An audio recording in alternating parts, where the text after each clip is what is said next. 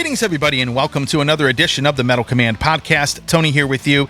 And today on the review roundup, I am talking about the new Thundermother release entitled Black and Gold. But first of all, before I get into the album, I want to give a huge shout out to Dustin Hardman of AFM Records. He sent me this promo, and AFM Records, of course, a lot of the bands that have been on that label for a number of years, they always have something great coming out. And I always go back and I think to myself, wow, you know what? I've been playing albums from this label for almost 25 years and covering them.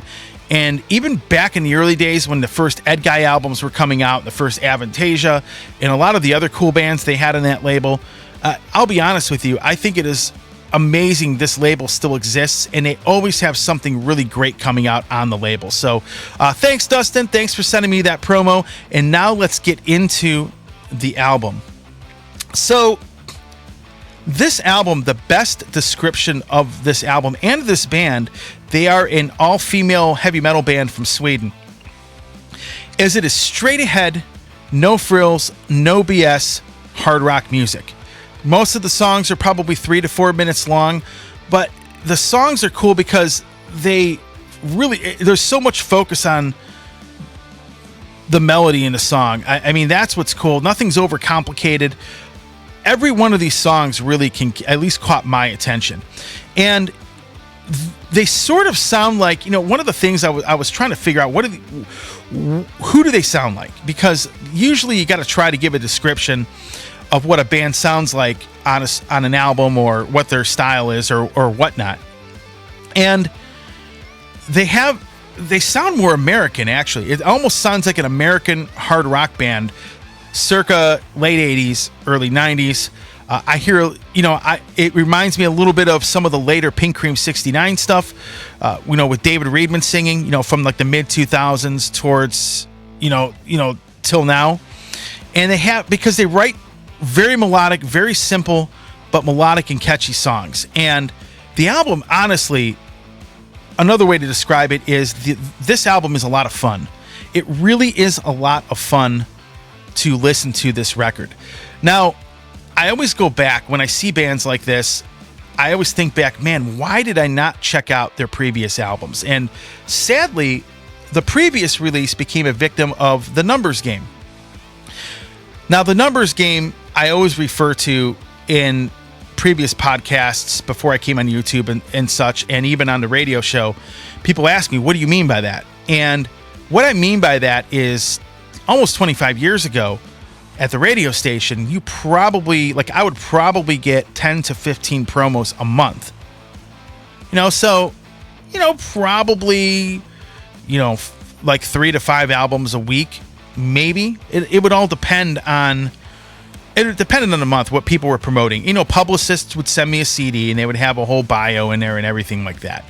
Well, unfortunately, we are in the electronic age, and we are also in an age where it's very easy for bands to record stuff, and they'll basically, I'll get like 200 electronic press kits a month. And what's even more frustrating about it is many of these people are sending me stuff that doesn't fit the show, that's not even heavy metal music to begin with. So I always make this list of bands that, hey, I'm going to check them out. And I had them on the list, but I never checked out the previous album. And sadly, now I kind of kick myself for it. And I've listened to the previous album, and I've listened to this new one. The new one, in my opinion, is a huge step up. It actually is very, very good. I mean, they really hit their stride on this album. And the other thing I like about it is this was something that was sort of unintentional. I didn't mean to do this. But I was listening to this album around some friends of mine not long ago. And some of these people, they don't listen to heavy metal. They don't like it. Hard rock is really not their thing. They don't normally listen to it. But I had a few of these people commenting to me saying, I normally don't listen to this kind of music, but this band is really good. They really sound great. I really like their music. And I sat back and thought about it. The music that they're putting out actually doesn't only appeal to heavy metal fans, but it can actually branch out to people that normally don't listen to this kind of music. That's what I think is cool.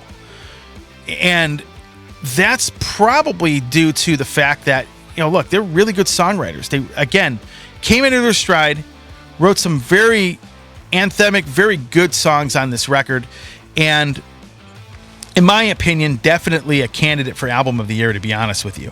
Now, as far as the album goes, like, what are my favorite songs on it? Well, I can tell you the first track on it, The Light in the Sky, that song really caught me. Like, when I first listened to this, when the chorus hit in it, I was like, man, this has some great hooks in it. This has some great stuff in it. And I kept putting it on repeat. Now, if I like the first song on an album, guess what? I am probably going to be putting it on repeat. When it catches me that much, I know I'm going to like the rest of the album. And I do. There's a song called Hot Mess, which kind of cracks me up a little bit. I like that one quite a bit. I love the title track. There's a song called Watch Out that I think is really, really good. And then there's a song called Stratosphere, which I absolutely love. So those are pretty much my highlights on this album. So again, Thundermother, Black and Gold. I highly suggest, folks, that you check it out. It's a great record. It's got a lot of great hooks and grooves on it. And if you like melodic hard rock music, you will definitely dig this album. And congrats to them, because they are here in the U.S. right now playing shows opening for the Scorpions, which is a huge accomplishment and a huge break for them. So with that said, again, thanks for listening. Thanks for watching. If you like what you heard and watched here, hit the subscribe button, and you can hit that little bell to be notified anytime I post a video. I have some upcoming interviews coming up on the show this week, so stay tuned for that. I will be talking about that in a couple episodes. And thanks for listening. And again, thanks, Dustin, for sending me this promo. Check out AFM Records. Again, putting out some great stuff by so many great bands, and there's never a lack of quality releases coming from that record label. Take care, everybody. See you soon.